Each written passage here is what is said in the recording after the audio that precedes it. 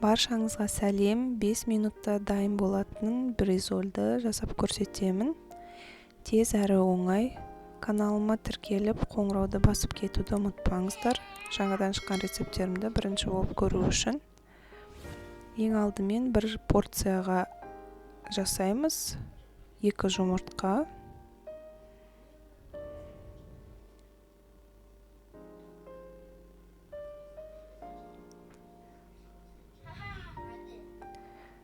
Шай қасықтың ұшымен тұз, қара бұрыш,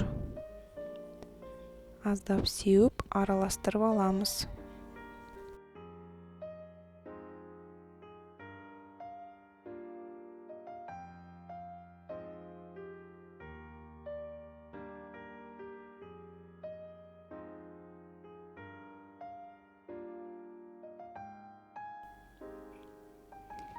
Ең алдымен бірінші бір ас қасық фаршты алып,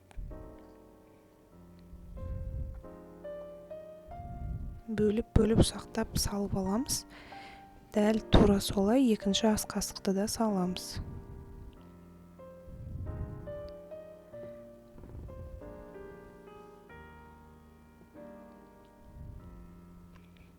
Менде фарш тұздалған, егер тұздалмаған болса, сіздер ең алдымен фаршты тұздап алыңыздар. Содан кейін аздап тұз себесіздер, себебі бірден көп салсаңыздар ашты болып кетуі мүмкін, тұзы көп болып. Сондықтан көз мөлшерімен дәміне қарай қосқандарыңыз дұрыс.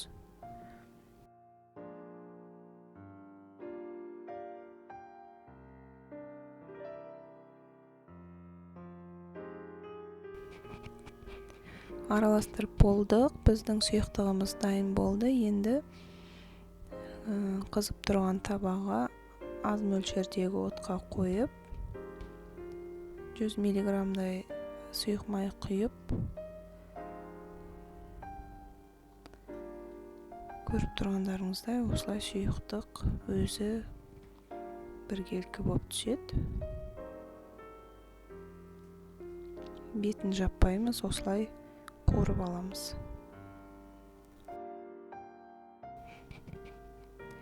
Көріп тұрғандарыңыздай өзі шеті қуып тартыла бастайды. Беті көбіктеніп, сол кезде ақырындап аударып аламыз. Келесі бетінде 3-4 минуттай қуырамыз. Сіздер де жасап көріңіздер, міндетті түрде отбасыларыңызға ұнайды деген ойдамын.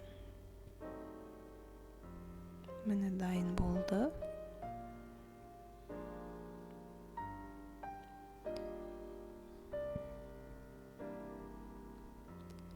Енді ортасына майонез бен кетчупты араластырып жағып,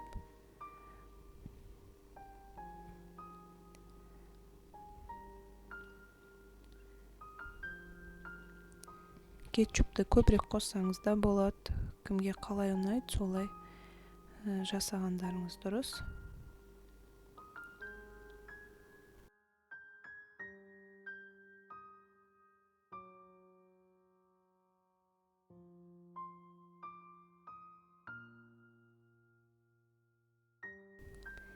Енді осылай рулетик қып орап аламыз. Біздің бризоліміз дайын. Енді гарнирге мен пюре жасаймын. Сары май 100 граммдай, сүт. Сонда біздің пюреміз жұмсақ, өте дәмді болып шығады.